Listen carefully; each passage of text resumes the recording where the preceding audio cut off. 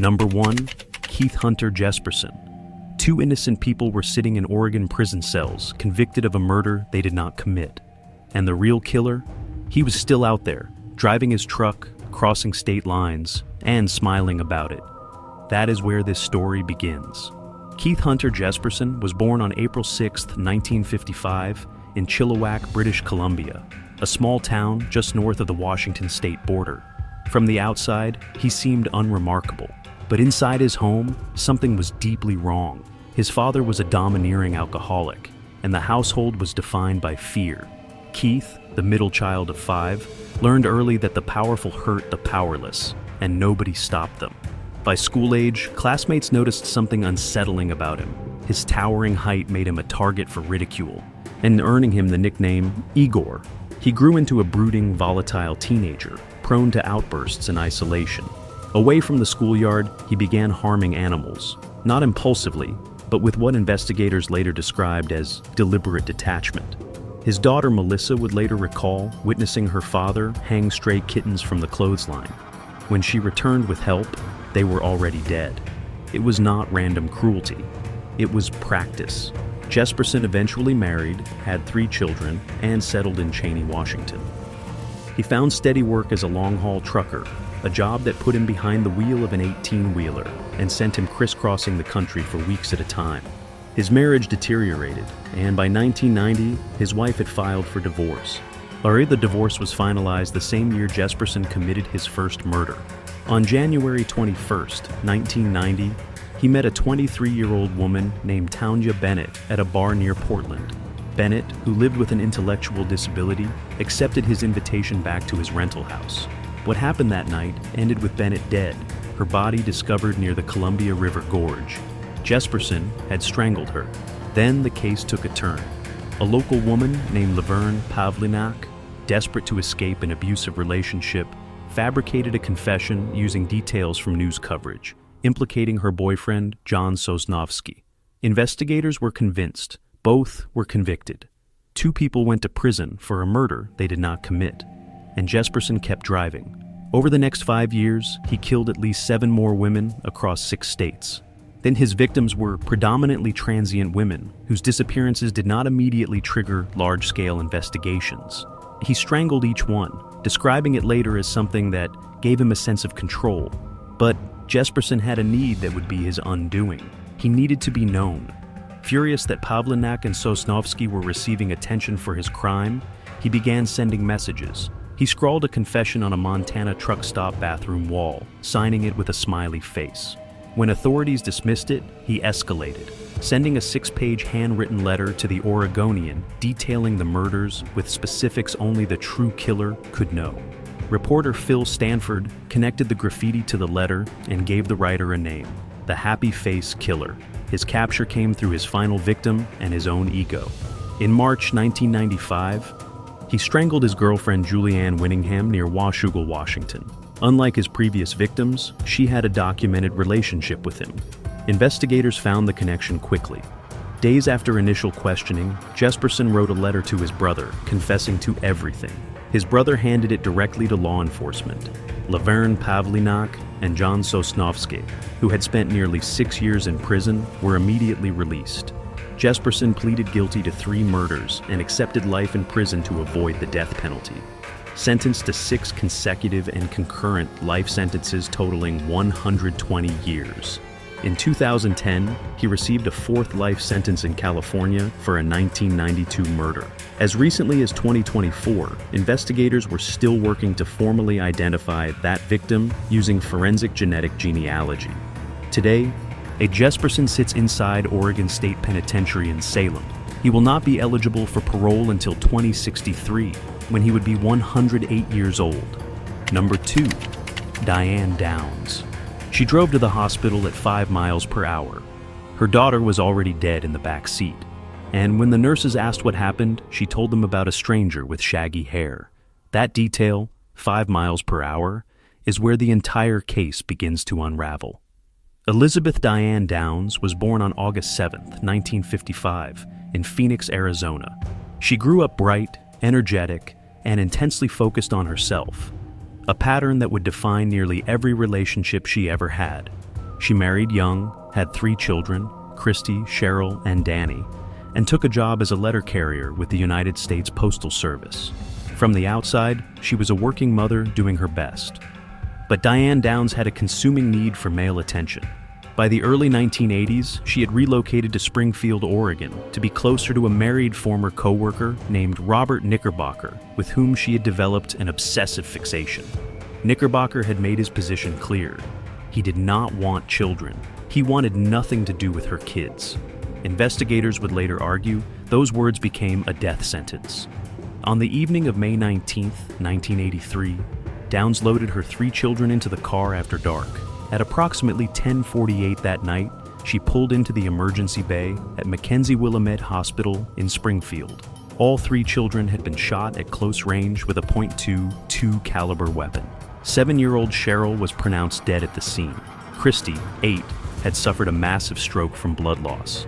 Danny, just 3, May had been shot in the chest.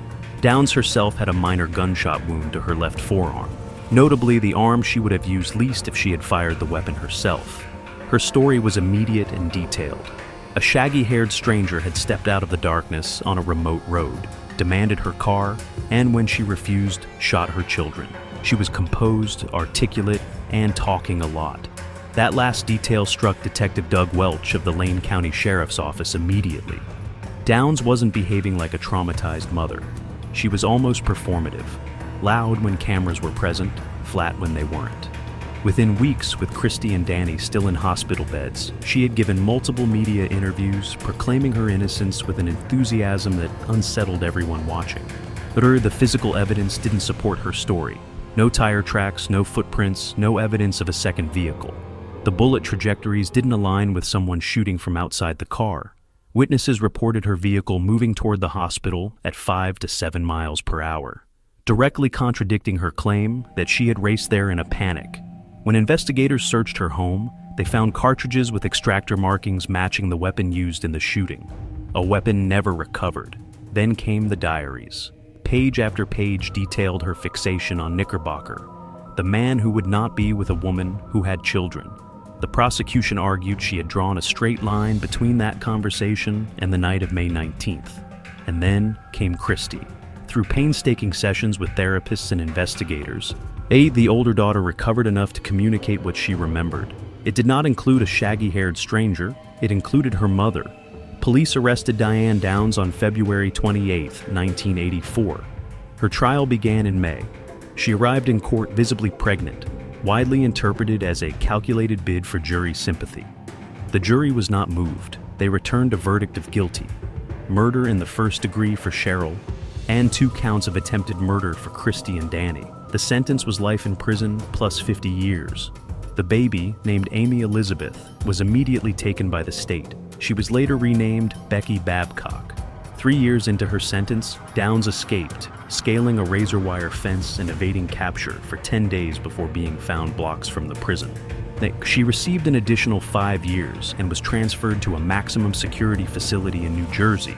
In December 2025, the Oregon Board of Parole denied her release again, citing an ongoing mental or emotional disorder that predisposes her to criminal behavior. She still maintains her innocence, as she has for more than 40 years. Christy and Danny Downs survived. They were adopted by the lead prosecutor on their mother's case, Fred Hughey, and his wife. Number 3, Randall Woodfield.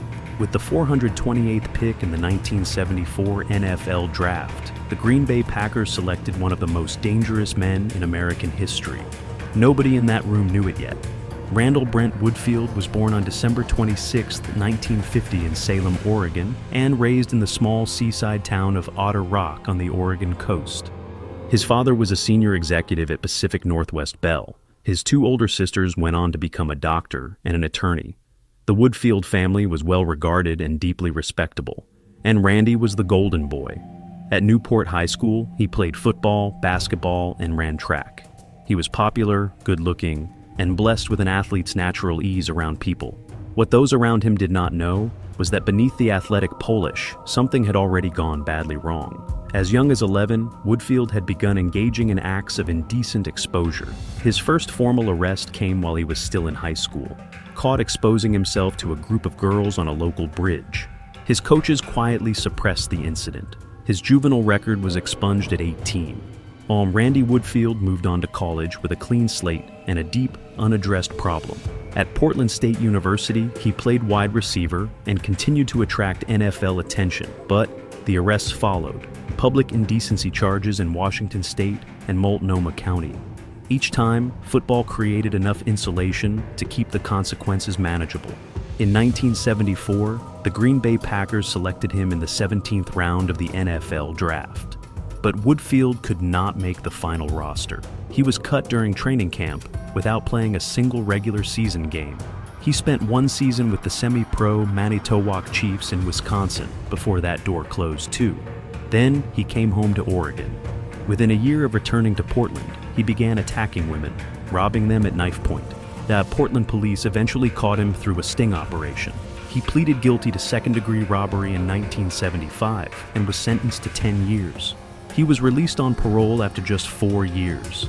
15 months after walking out of prison, Woodfield attended his 10-year high school reunion and reconnected with a former classmate named Cherie Ayers. On October 9, 1980, Ayers was found beaten, stabbed, and sexually assaulted in her apartment. She was dead. She was his first confirmed murder victim. Over the next 5 months, Woodfield moved up and down Interstate 5, hitting targets in Washington, Oregon, and Northern California with accelerating frequency. He wore a hoodie, a fake beard, and a strip of athletic tape across his nose. He targeted women working alone at the end of shifts, gas stations, convenience stores, in office buildings.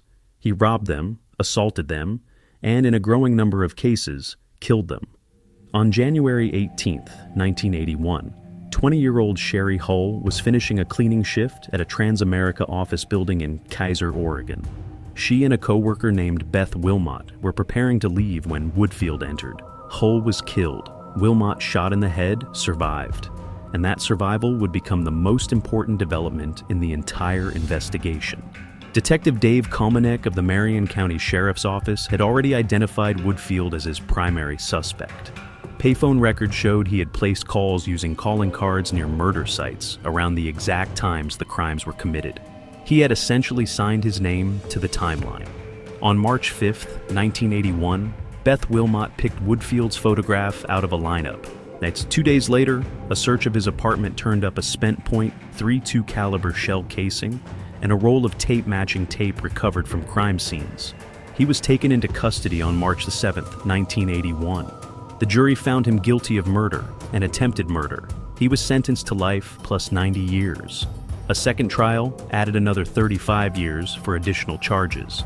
DNA testing in 2001 and 2006 connected him to additional murders. In 2012, forensic advances linked him to 5 more killings, including a mother and her 14-year-old daughter killed in their California home in February 1981. Investigators have linked Woodfield to as many as 44 homicides.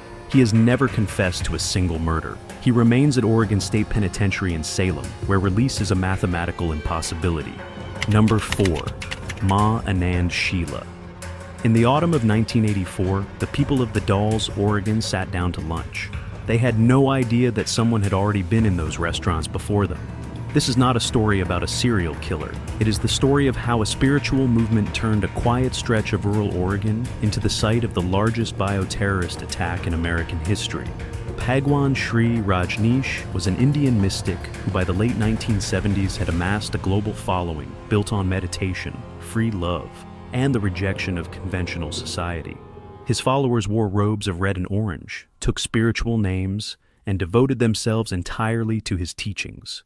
He operated almost entirely through an inner circle of devoted lieutenants. The most powerful of those lieutenants was Sheila Ambalal Patel, born in India on December 28, 1949, that is, who took the name Ma Anand Sheila. Sharp, ambitious, and utterly fearless in front of a camera, Sheila rose to become Rajneesh's personal secretary and, for all practical purposes, the operational commander of his entire organization. In 1981, Sheila convinced Rajneesh to relocate to the United States. the Rajneesh Foundation purchased a 64,000-acre ranch in Wasco County, Oregon, a remote expanse of high desert known as the Big Muddy Ranch. Within months, thousands of followers had relocated there.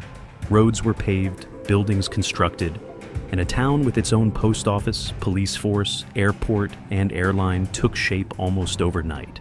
They named it Rajneeshpuram.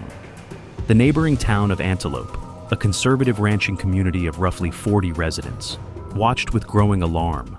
Sheila rarely passed up an opportunity to antagonize the locals, at one point naming a landfill next to Antelope's church the Adolf Hitler garbage dump. Relations between the commune and Wasco County deteriorated into open hostility. By 1984, the commune faced mounting legal challenges, denied building permits, immigration fraud investigations, and scrutiny from the Oregon Attorney General. Sheila's solution was to seize political control of Wasco County by winning 2 seats on the county court in the November 1984 election. The problem was numbers. The voters of the Dalles overwhelmingly opposed the commune. No realistic combination of Rajneeshi voters could overcome that margin. And so Sheila posed a question to her inner circle. What if those voters simply could not get to the polls? The answer was Salmonella typhimurium. And under Sheila's direction, a small team began culturing the bacteria in a makeshift laboratory inside Rajneeshpuram, using a sample ordered from a medical supply company in Seattle.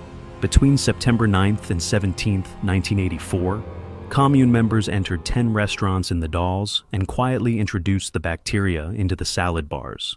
On September 25th, residents began falling ill: stomach cramps, fever, vomiting, severe diarrhea. Within days, cases numbered in the hundreds. The CDC dispatched investigators who attributed the outbreak to poor restaurant hygiene. 751 people were confirmed infected. 45 were hospitalized. No one died, but the margin was narrower than it appeared. The attack did not achieve its objective, though local residents turned out in higher numbers than expected and voted overwhelmingly against the Rajneeshi candidates. The commune's collapse came swiftly. By September 1985, Rajneesh himself called a press conference accusing Sheila and her inner circle of wiretapping, arson, attempted murder, and the Salmonella attack. He called them a gang of fascists. Sheila had already fled to Europe. She was arrested in West Germany and extradited to the United States. Investigators found laboratory records documenting the bacteria cultures and Salmonella samples, whose profile exactly matched those recovered from the sick patients in the Dalles. In July 1986, Sheila pleaded guilty to first-degree assault, attempted murder, arson, immigration fraud, and wiretapping. She was sentenced to 3 concurrent 20-year terms and fined $470,000. She was released after just 29 months and deported.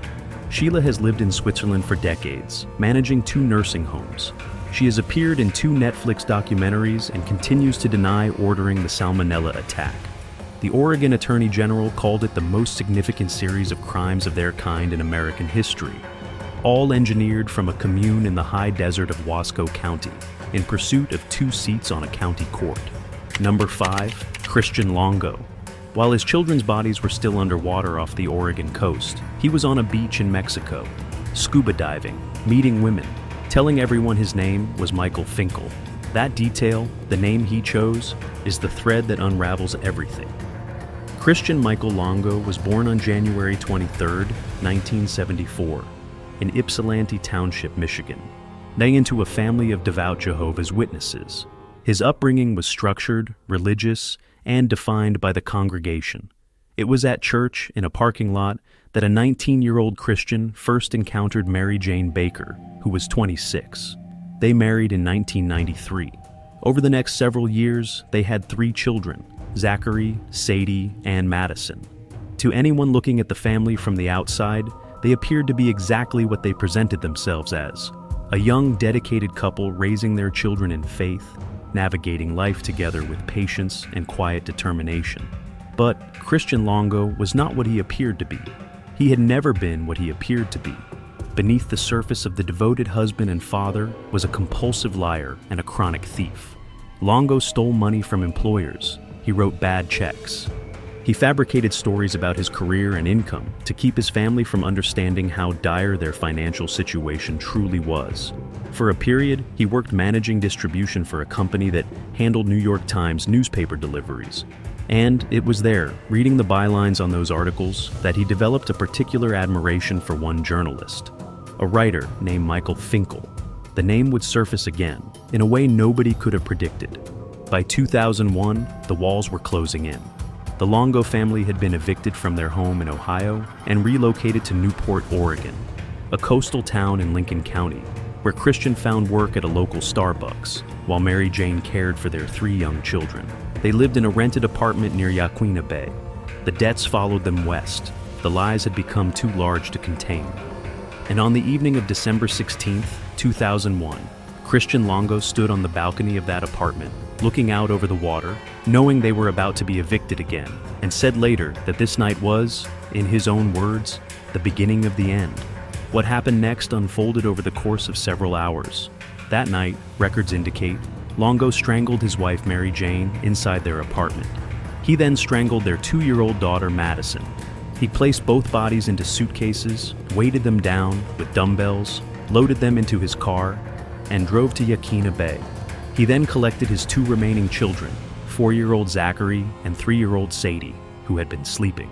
He drove to the Lint Slough Bridge over the All-Sea River, where he tied pillowcases filled with rocks around the legs of both children and dropped them from the bridge into the dark water below.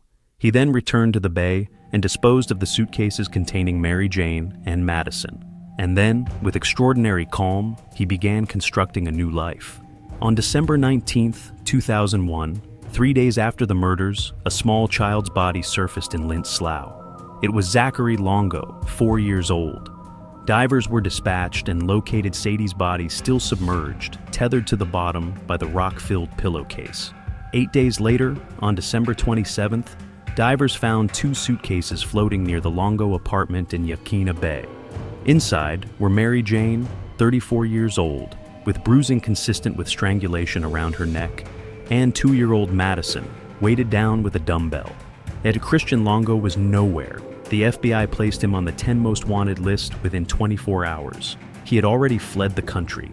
Using a stolen credit card number, he had purchased a plane ticket to Cancun, Mexico. And he had chosen a name to travel under, the name he had read on those newspaper articles for years. He told everyone he was Michael Finkel, journalist, New York Times writer, researcher of Mayan ruins for an upcoming travel feature. The real Michael Finkel, at that precise moment, was in the middle of his own professional catastrophe. The New York Times magazine had just discovered that Finkel had fabricated the central subject of a major investigative piece he had written on modern-day slavery. He was fired. His reputation was destroyed. And in what might be the single most bizarre coincidence in American true crime history, the man who had stolen his identity was simultaneously living as him in Mexico, spinning adventure stories to a German photographer and bar hopping along the Yucatan coast. On December 27, 2001, the same day Mary Jane and Madison were found, an American tourist at a hotel near Cancun recognized Longo from news reports circulating back home. Mexican authorities placed him under surveillance. What they observed over the following weeks was a man utterly unburdened by what he had done. He was socializing, swimming, meeting people. When agents finally moved in on January 14, 2002, they found him in his cabana, unclothed, in the company of the German photographer. He was arrested and extradited to the United States. At George Bush Intercontinental Airport in Houston, Longo was taken into federal custody. When asked about his family by investigators, he reportedly said simply, he had sent them to a better place. His trial began on March 10, 2003. The defense strategy was as calculated as the crime itself. Longo pleaded not guilty initially, then modified his position, acknowledging that he had killed Mary Jane and Madison, but claiming that in a rage triggered by financial desperation, his wife had first killed Zachary and Sadie. He positioned himself not as a predator, but as a broken man who had reacted to an unthinkable act by his wife. The prosecution dismantled this version methodically, presenting the physical evidence, the timeline of the murders, and the sheer logistical impossibility of the story Longo was telling. The jury deliberated for less than 4 hours, guilty on all 4 counts. Sentenced to death by lethal injection, the case did not end at sentencing. What followed was one of the most unusual relationships in true crime journalism. The real Michael Finkel, fascinated and disturbed by the man who had stolen his identity, flew to Oregon to meet Longo face to face. Over the next year, the two exchanged more than 1,000 pages of letters and spoke by telephone regularly. Longo fed Finkel multiple versions of events, each confession slightly different, each one calibrated, investigators believed, to test how far Finkel could be manipulated. In 2005, Finkel published his account of the relationship in a memoir titled True Story, Murder, Memoir, Mea Culpa. In 2015, it became a Hollywood film, all with James Franco playing Longo and Jonah Hill playing Finkel. In 2011, Longo gave an interview in which he finally admitted, fully, to killing his entire family. He described making the decision while at work that day, concluding that the pressure of their circumstances had become unbearable, and that he was, again in his own words, sending them somewhere better.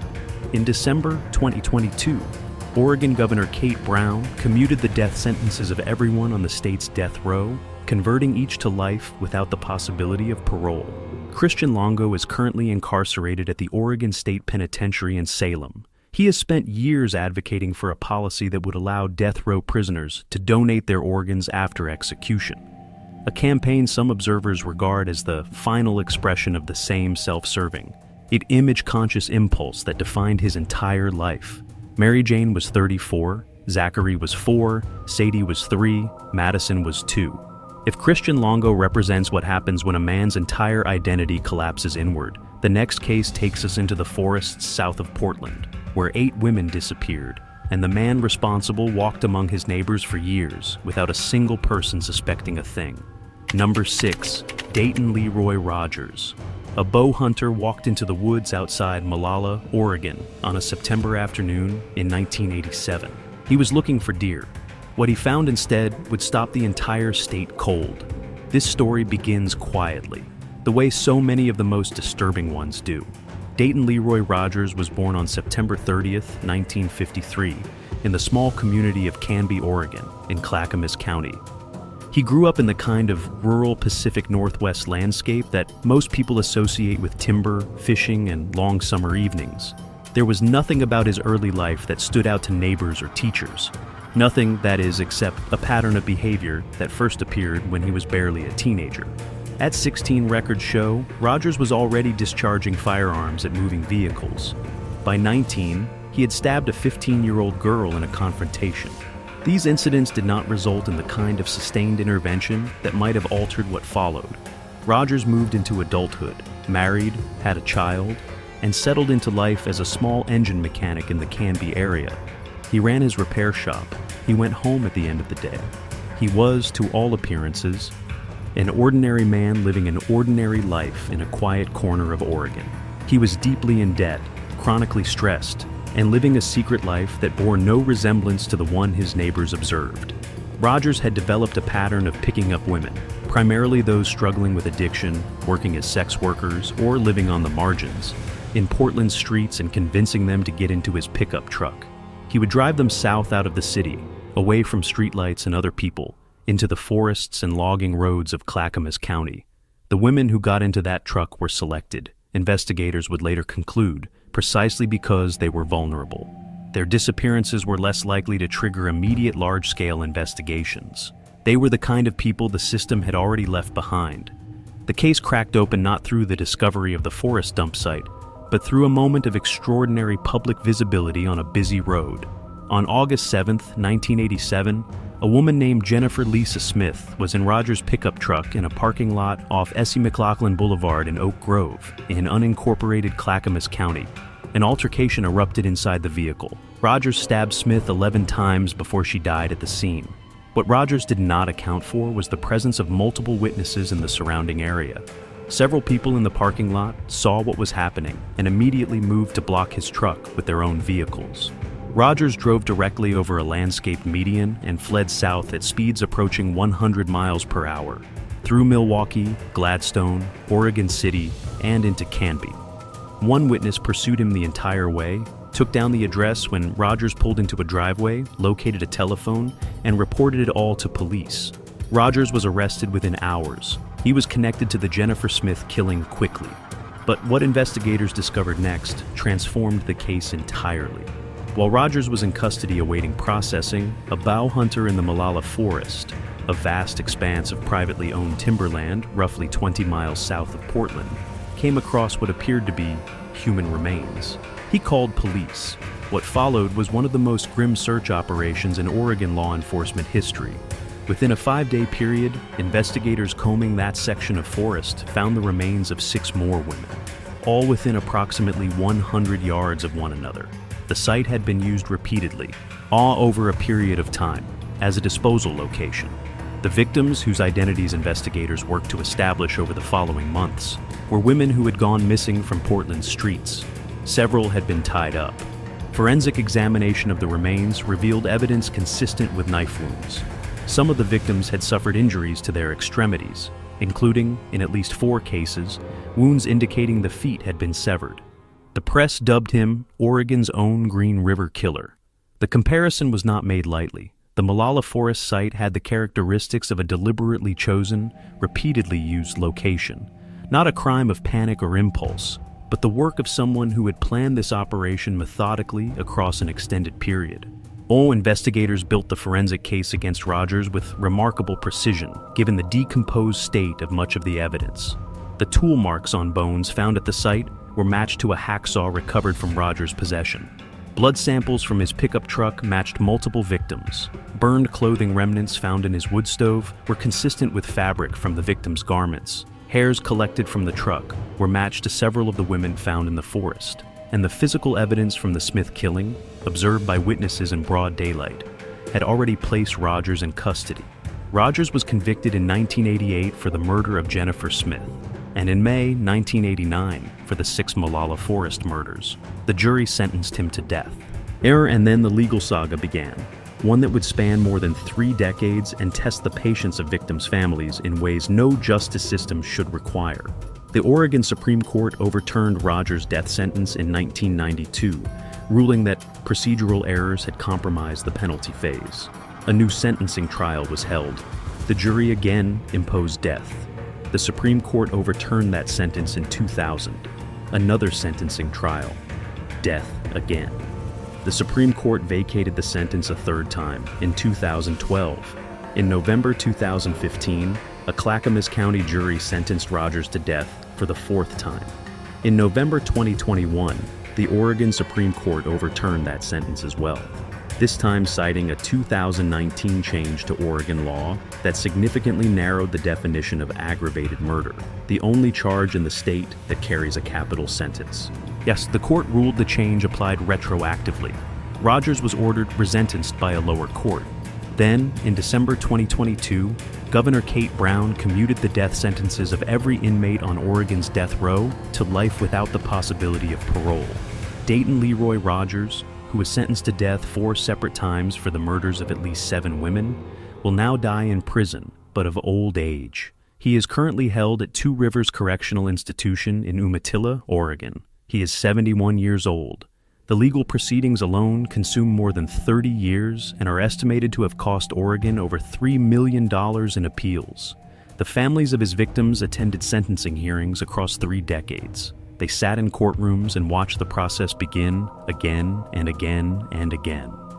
They gave victim impact statements more times than any family should ever be asked to stand up and speak. In 2023, at what prosecutors hoped would be a final sentencing proceeding, several of those families faced the cameras and said simply, they just wanted it to be over. The forest outside Molalla is still there. The logging roads still run through it.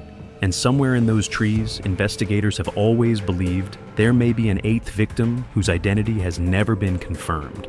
If the Molalla Forest case is a story about how long justice can be delayed, the next case takes us somewhere very different. A rural Oregon highway, a state mechanic, and a string of disappearances that nobody connected for nearly 15 years. Number 7. John Arthur Ackroyd and Roger Dale Beck. She reported the attack within hours. She preserved the evidence. She described her attacker in precise detail. The police gave her a lie detector test. And when her results came back uncertain, they looked at Aykroyd's results, which came back clean, and they closed the file. He went on to kill for the next 15 years. That is where this story truly begins. Not with a discovery in the woods, not with a courtroom verdict, but with a young native Alaskan mother sitting in a police station in 1977, telling the truth about what had been done to her and being sent home without justice. That decision, that single institutional failure, set a trajectory that would claim the lives of at least 4 more people and haunt a stretch of Central Oregon highway for nearly half a century. John Arthur Aykroyd was born on October 3rd, 1949, in the small logging town of Sweet Home, in Oregon. By most descriptions, he was a loner from childhood, bullied in school, quietly isolated, a student in special education who enlisted in the Army after being accused of theft, and ended up working overseas as a mechanic before returning home with a discharge that included another theft charge. In 1977, he secured employment with the Oregon Department of Transportation, assigned to maintain roads along U.S. Highway 20, a 2-lane highway that threads east to west through some of Oregon's most remote and spectacular mountain terrain, passing through logging towns, resort communities, and long empty stretches where nobody would notice a truck pulled off at a trailhead.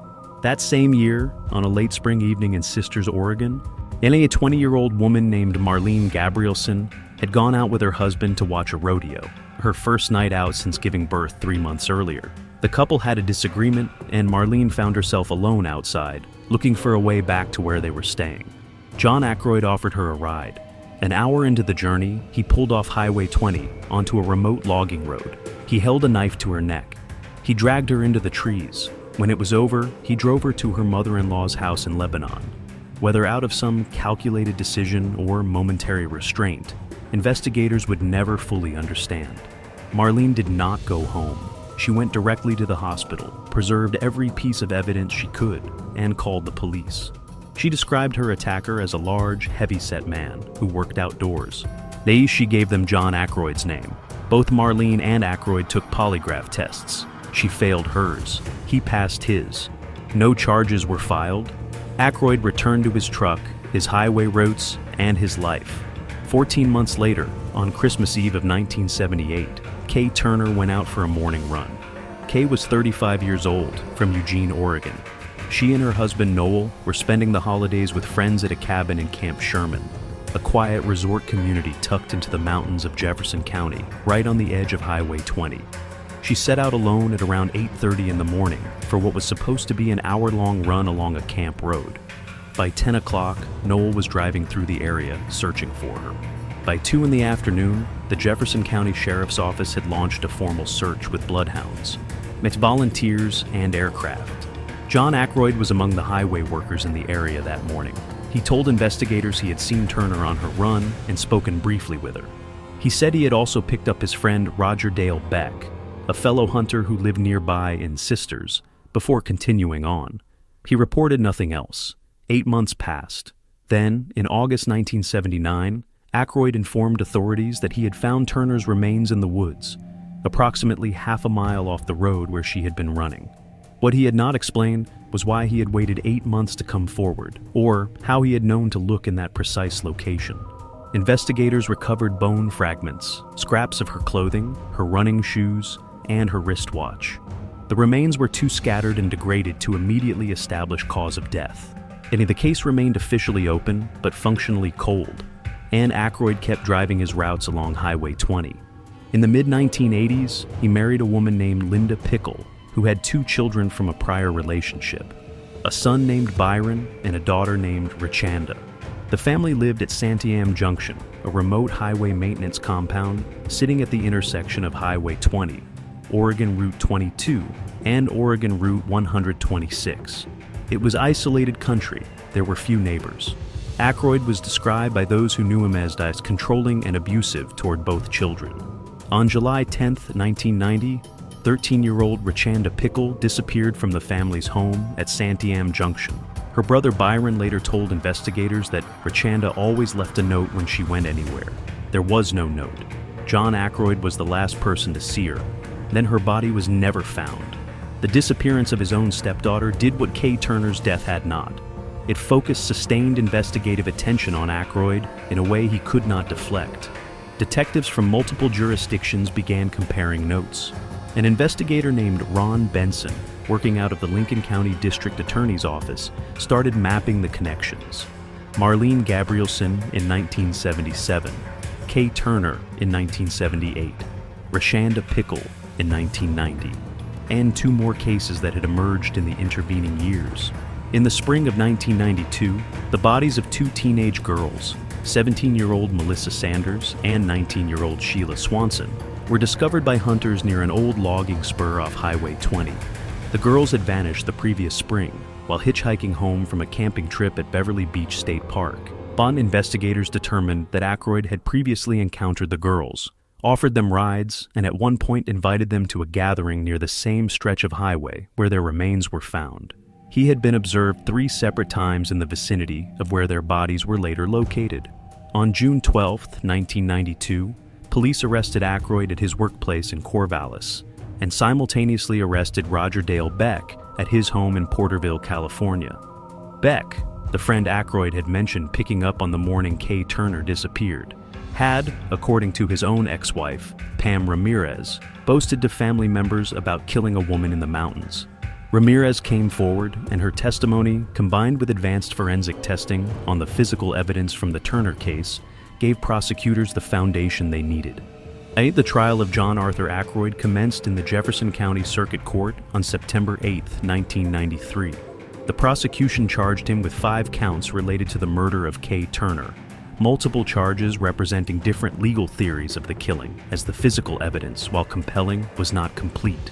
District Attorney Bill Hanlon would later tell reporters that Aykroyd had essentially been undone by his own attempt to collect reward money for finding Turner's remains. Had he stayed silent, Hanlon said, the case might never have moved forward. On October 5, 1993, the jury found Aykroyd guilty on all 5 counts. He was sentenced to 5 consecutive life terms without the possibility of parole. Beck's trial followed in the same courtroom. His ex-wife testified about the conversations she had overheard, and he was convicted on November 22, 1993, and sentenced to life in prison. But the story did not close there.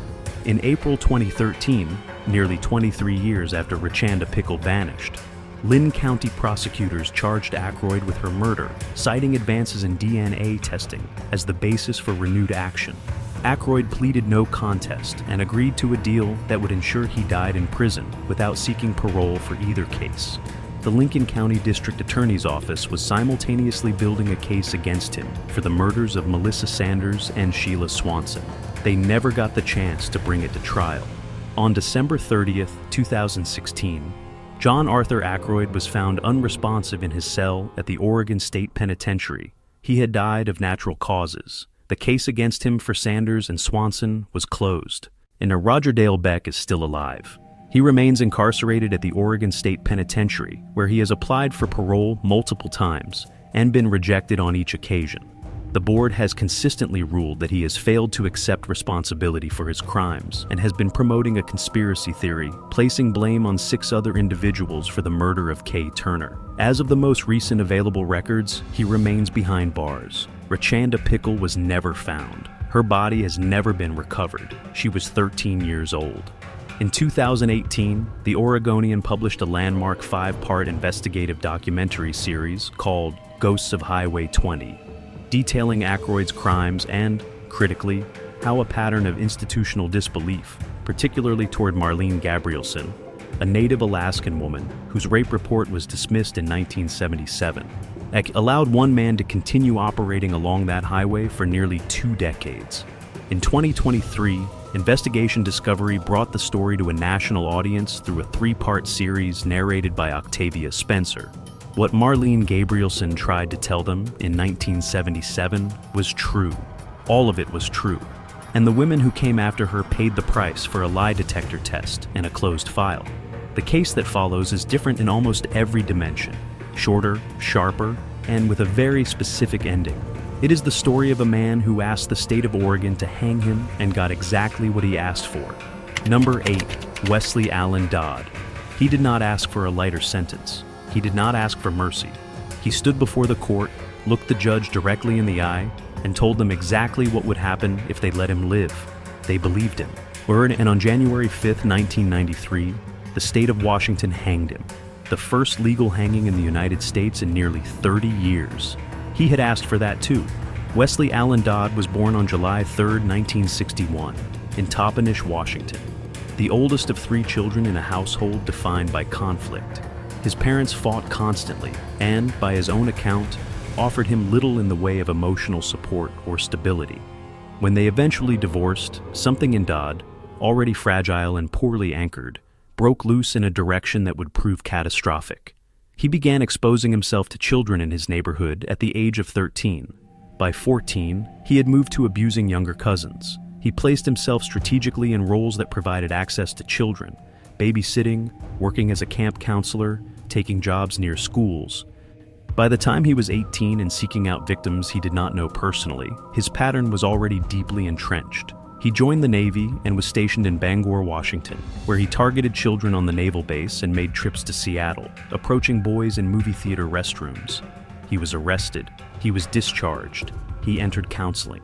He wrote in a 1991 court affidavit with alarming candor. Each time he entered treatment, he continued. He said he liked what he was doing and did what he had to do to avoid jail so he could keep doing it.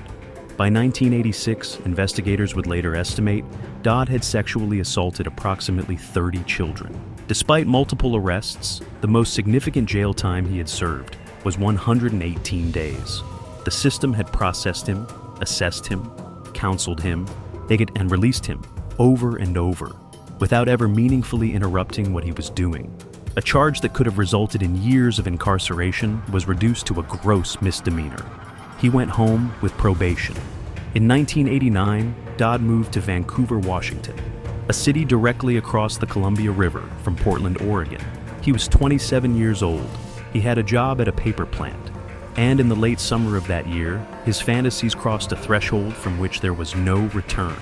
On September 4th, 1989, he drove to David Douglas Park in Vancouver with a fish fillet knife and shoelaces. He encountered 2 brothers playing together, Cole Neer, 11 years old, and William Neer, 10. He lured them to a secluded area of the park, bound them, and committed acts against them before stabbing both boys and fleeing. Cole died at the scene. William died on the way to the hospital. Dodd went home, collected newspaper clippings about the murders, and started a scrapbook. He would later say in the flat, detached language that characterized everything he said about his crimes, that he had found more satisfaction in killing than in what had come before. He began constructing plans and building a homemade torture device in his apartment for what he intended to do next. On October 29, 1989, Dodd drove to Portland, Oregon. At Richmond Elementary School, he found 4-year-old Lee Izelli playing alone on a slide while his 9-year-old brother Justin played elsewhere. Dodd told Lee that he wanted to take him somewhere to play games. Lee went with him. He took the boy back to his Vancouver apartment. That evening, he drove Lee to McDonald's and to Kmart. It's where he bought him a toy. Then he returned to the apartment. Much later that night, after Lee had fallen asleep, Dodd woke the boy and told him what he intended to do in the morning. Lee Iselli was 4 years old. The next morning, Dodd carried out what he had said. He disposed of Lee's body near Vancouver Lake, placing it in trash bags that he left in nearby bushes. Lee's clothing was burned in a trash barrel. One item was kept as a souvenir. The following day, Lee's body was found by a passerby, triggering a search across Clark County and into Portland. Dodd stayed in his apartment, kept his head down, and spent the days writing in his diary, detailed entries planning future abductions, describing future victims, mapping out what he intended to do to each of them. He built the torture rack. He waited. On November 13th, 1989, just 2 weeks after the Iselli murder, Dodd drove to the New Liberty Theater in Camas, Washington, about 12 miles east of Vancouver. He went into the men's restroom, where he found 6-year-old James Kirk alone. He grabbed the boy and attempted to carry him out through the lobby. James Kirk fought. He screamed. He struggled. He did not stop resisting. Dodd forced his way into the lobby with the boy in his arms, attracting immediate attention from theater employees and patrons. He pushed outside and ran toward his car, but the vehicle would not start. A passerby named William Graves, the boyfriend of James's mother, came outside to investigate the commotion. Graves assessed the situation, pretended to be a helpful stranger, offered to assist with the car, and then put Dodd in a headlock and held him until police arrived. Yes, Dodd was taken to the Commerce police station. Detectives from the Portland Task Force investigating the Seeley murder were contacted and drove across the river. Within 1 hour of questioning, after detectives mentioned that his workplace was less than a mile from where Lee's body had been found, Dodd confessed to everything. The Neer brothers, Lee Seeley. He told them all of it. When investigators searched his apartment, they found the diary, the scrapbook of newspaper clippings, the torture rack, the photographs, the shoelaces. Every piece of what he had been planning was documented in his own handwriting in extraordinary detail. Dodd was charged with 3 counts of first-degree murder and 1 count of attempted kidnapping. His attorney advised him to plead not guilty. Dodd fired his attorney, changed his plea to guilty on all counts, and told the court he wanted to die. His reasoning was explicit and unambiguous. He stated under oath that if he were ever to escape from prison, or if he were ever released, he would kill again. He said he would kill prison guards if that was what it took to escape. He said the only way to guarantee that he never harmed another child was to execute him. He requested that the method be hanging. Specifically, he said, because that was how Lee Seeley had died, and he did not deserve an easier death than his victim. Washington State had lethal injection available as its primary method of execution, but inmates could choose the alternative, the gallows. Dodd chose the gallows. He was sentenced to death. He waived all automatic appeals, every single one. The process that for others consumed decades took less than 4 years from arrest to execution. On the night of January 4th and into the early minutes of January 5th, 1993, Wesley Allen Dodd was walked to the execution chamber at Washington State Penitentiary in Walla Walla. The technique had not been used in so long that the execution team consulted an Army manual from the 1880s as their procedural guide. Members of the Neer and Seeley families were present as witnesses. Members of the press were present. Outside in the snow, demonstrators for and against the death penalty stood in the cold. Just before the hood and noose were placed over his head, Dodd spoke his final words. He said he had once been asked whether sex offenders could ever be stopped. He had said no. He said he was wrong about that. He said he had found hope. He found peace in Jesus Christ. He told those listening to look to the Lord. The trap door opened. Witnesses reported no sign of struggle. Wesley Allen Dodd was 31 years old. He had sexually assaulted an estimated 175 children across 15 years of sustained criminal activity, with multiple arrests, multiple periods of counseling, and multiple releases. 3 children died in the final 10 weeks of his freedom. His case directly contributed to the passage of the Community Protection Act of 1990 in Washington State, the first sexually violent predator law in the United States, which authorized the indefinite civil commitment of individuals deemed to pose a continuing danger after serving their prison sentences. It was a law designed, in part, to prevent the system from making the same mistake it had made with Wesley Dodd again and again for 15 years. The next case has none of the drama of a courtroom moment or an execution day. It is quieter than that, and in some ways more sinister. A man hiding in plain sight in Hillsboro, Oregon, telling neighbors he was something he was not, while the women of his community began to disappear. Number 9, Caesar Barone. He had 2 names. The first was the one his father gave him. The second was the one he chose for himself. After walking out of a Florida prison, where he had spent years living next to the most notorious serial killer in American history, he chose the new name deliberately, and then he moved to Oregon and started killing. Adolph James Rode was born on December 4th, 1960, in Fort Lauderdale, Florida, the youngest child in a modest household in the city's southwest section.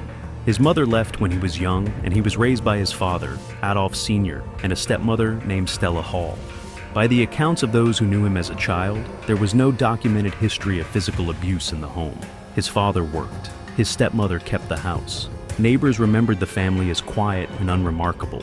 What they remembered about young Jimmy, as the neighborhood called him, was something else entirely. He stole from the time he was old enough to walk into a store. He was expelled from kindergarten. As he grew, he threatened other children with knives. He terrorized younger kids on the block.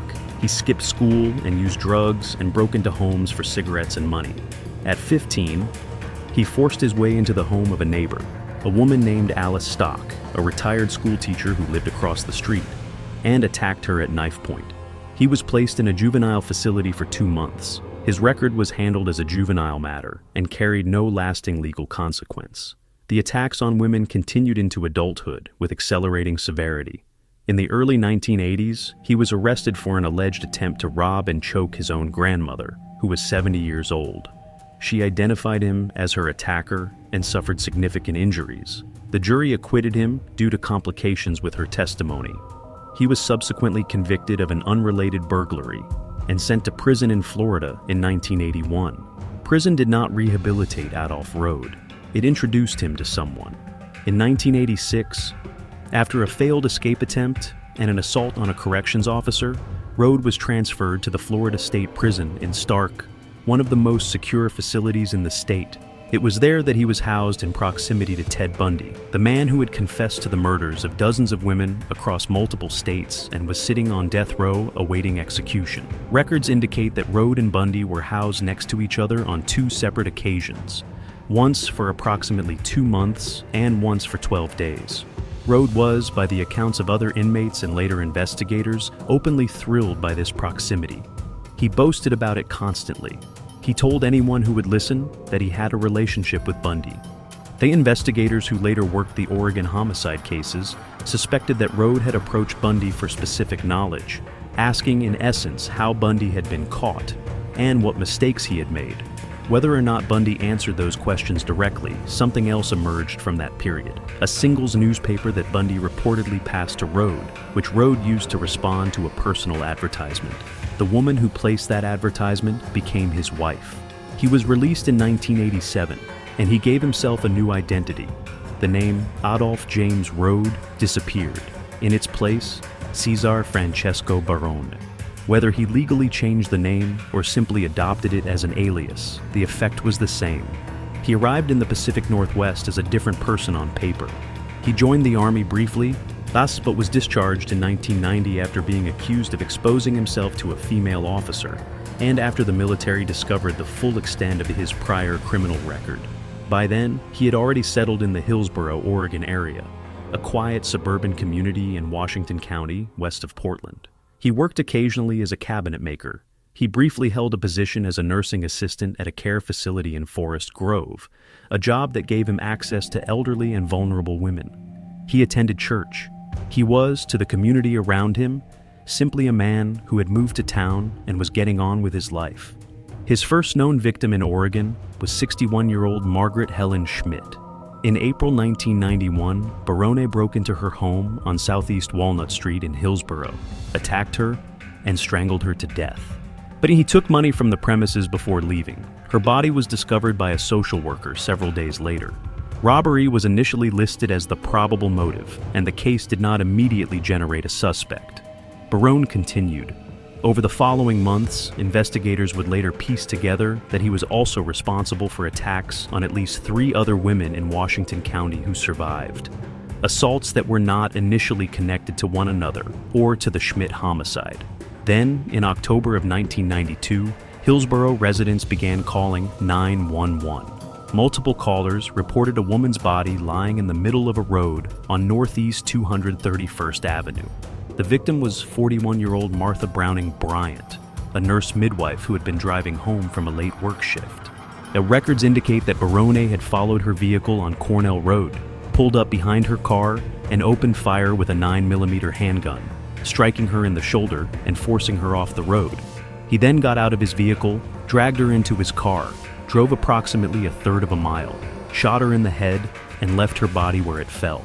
She was rushed by life flight helicopter to a hospital in Portland and pronounced dead early the morning. The murder of Martha Bryant, a respected member of the healthcare community, killed on a public road in the middle of the night, galvanized Washington County law enforcement. A task force was formed. Investigators began reviewing unsolved cases across the region and found threads that, when pulled, led back to the same address. Approximately 3 months after the Bryant murder, in January 1993, the body of 23-year-old Shantae Woodman was found along a roadside near Vernonia, Oregon. And as investigators dug deeper into the pattern of attacks in Washington County, They began building a picture of a man who had operated methodically, selecting victims across a wide age range, and who had taken deliberate steps, drawing perhaps on lessons absorbed during his years in Florida, to avoid leaving obvious signatures. The arrest came through the accumulation of evidence rather than a single breakthrough moment. Investigators matched Barone to the crime scenes through physical evidence, forensic analysis, and witness accounts. He was taken into custody, and the full scope of his history began to emerge. The Florida record, the juvenile attacks, the name change, the Bundy connection, and the pattern of burglaries and assaults against women going back to his teenage years in Fort Lauderdale. Florida authorities reopened the 1979 murder of Alice Stock, the retired school teacher who had lived across the street from Rhode as a child, and whom he had attacked at 15. The evidence, now viewed in context of everything else, pointed directly at him. His trials moved through the Washington County courts across 1994 and 1995. In December 1994, he was sentenced to death for the murder of Martha Bryant. 2 subsequent trials returned death sentences for the killings of Chantay Woodman and Margaret Schmidt. For the death of a 4th victim, 62-year-old Betty Williams, a nurse who was attacked in her home, he received a sentence of 89 years, multiple death sentences. A criminal record stretching back to kindergarten, a new identity built on the ashes of an old one, and a connection to Ted Bundy that investigators believed was not merely a coincidence of incarceration, but a deliberate apprenticeship. Cesar Barone never faced execution. In the late 2000s, while housed at the Oregon State Penitentiary, he was diagnosed with a cancerous tumor on his heart. On December 24, 2009, he died in prison. He was 49 years old. He had never admitted responsibility for any of the murders. He had never expressed remorse. The name Adolph James Rhode died with him, as it had effectively died in 1987 when he walked out of a Florida prison, chose a new name, and drove northwest toward a community that had no reason to fear him yet. And if this case belongs to a past that is fully closed, the final story in this series is very much still open. A Portland neighborhood, a string of unsolved disappearances, and a trial not yet begun. Number 10, Jesse Lee Calhoun. This case is not finished. The trial has not happened. The full evidence has not been made public. And as of today, at least one family is still waiting to find out whether the man they believe killed their daughter will ever be charged for it. This is the only story in this series that has no ending yet. And that fact alone makes it unlike everything that came before it. Jesse Lee Calhoun was born on March 19, 1985, in Portland, Oregon. The details of his early life that have emerged through court proceedings paint a picture of a man who moved through the justice system repeatedly. Not as someone who fell through the cracks, but as someone the system repeatedly caught, processed, and released, each time failing to account for what he might do next. His criminal history in Multnomah County is extensive. Convictions for burglary, vehicle theft, assault on a law enforcement officer, attempting to strangle a police dog, a detail that recurs in coverage of his case and strikes most observers as both bizarre and telling. In 2019, he was convicted in Multnomah County Circuit Court on felony charges of burglary and car theft and sentenced to 50 months in prison. His projected release date was June 2022. He did not serve his full term. In 2021, and then Governor Kate Brown signed commutation orders for 41 inmates who had participated in Oregon's prison wildfire firefighting program during the catastrophic 2020 Labor Day fires, some of the most destructive wildfires in state history. Jesse Lee Calhoun was among those inmates. His sentence was reduced by approximately 1 year. On July 22, 2021, he walked out of the Columbia River Correctional Institution, more than a year ahead of schedule. What followed over the next 18 months would raise questions that Oregon's political and law enforcement communities are still grappling with today. Records show that after his release, Calhoun violated the conditions of his supervised release on multiple occasions. Each violation was documented. Each violation, according to reporting by The Oregonian, and failed to result in reincarceration. He remained free, reporting to his probation officer as required, while investigators would later allege he was simultaneously committing murders. The first body was found on February 19, 2023. Kristen Smith, 22 years old, had been reported missing from Gresham on December 22, 2022. Her remains were discovered in a wooded area in southeast Portland. Partial remains found in a field in the Pleasant Valley neighborhood. Prosecutors would later allege that she had been killed on or around November 20th, 2022, meaning she died while Calhoun was still under supervision and subject to check-ins with authorities. Then, in the span of just over 7 weeks in the spring of 2023, 4 more women were found dead in locations spread across a roughly 100-mile radius of the Portland metro area. Now, Joanna Speaks, 32, was found on April 8, 2023, inside an abandoned barn in Ridgefield, Washington, just across the Columbia River from Portland. The Clark County medical examiner determined she had died from blunt force injuries to the head and neck. Court documents allege she was killed on or around March 18, 2023, and her body moved afterward. Charity Lynn Perry, 24, was found on April 24, 2023, in a culvert near Ainsworth State Park in East Multnomah County. Records indicate she was killed on or around March 8, 2023. She was found more than 6 weeks after her death. Bridget Leanne Webster, 31, a resident of Milwaukee, was found on April 30, 2023, on Harmony Road near Mill Creek in Polk County. Court documents allege she was killed on April 26th, and her body moved the same day. And then, in May 2023, the body of 22-year-old Ashley Real was found in a heavily wooded area in Eagle Creek, Clackamas County, approximately a month after she had been reported missing to Portland police. Her father, Jose Real, told reporters that Ashley had identified Calhoun as the man who had attacked and choked her in November 2022, and that police had not arrested him at that time. She had been too afraid to cooperate fully with investigators. 4 months later, she was gone. When the bodies began surfacing in the spring of 2023, families of the victims immediately told reporters and law enforcement what they believed, that the cases were connected and that a single predator was responsible. The Portland Police Bureau issued a statement in June 2023 saying it had no reason to believe the 6 deaths were linked. A month later, the Multnomah County District Attorney's Office reversed course and announced that investigators had established connections between 4 of the cases and had identified a person of interest. Media outlets identified that person as Jesse Lee Calhoun, though authorities did not confirm the name publicly. On June 6, 2023, Calhoun was arrested, not on murder charges, but on unrelated parole violations. He was returned to prison to serve the remaining months of his original sentence. Governor Tina Kotek, responding to a request from prosecutors, revoked the commutation that had led to his early release in 2021. The race to build a prosecutable case began. Prosecutors at the Multnomah County District Attorney's Office worked against the clock. Calhoun was due for release on June 7, 2024, and without indictment, he would walk free again. On May 16, 2024, just weeks before that deadline, a Multnomah County grand jury indicted Jesse Lee Calhoun on 3 counts of second-degree murder and 3 counts of second-degree abuse of a corpse for the deaths of Charity Lynn Perry, Bridget Leanne Webster, and Joanna Speaks. He was transferred to Multnomah County Jail and arraigned on June 6, 2024.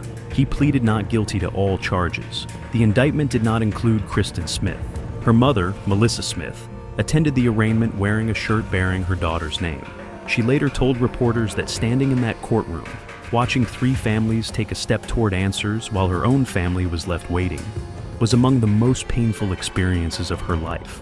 On August 5, 2025, Multnomah County District Attorney Nathan Vasquez stood before cameras and announced that a grand jury had now indicted Calhoun for the murder of Kristen Smith as well. The charge, second-degree murder and second-degree abuse of a corpse. Melissa Smith stood at that press conference and said she had prayed for this day every single day since her daughter's remains were found. She said she had never given up hope. Diana Allen, the mother of Charity Perry, addressed Calhoun directly from the podium. She told him he was no longer the smartest person in the room. Maybe the day of the crime he was, but not anymore.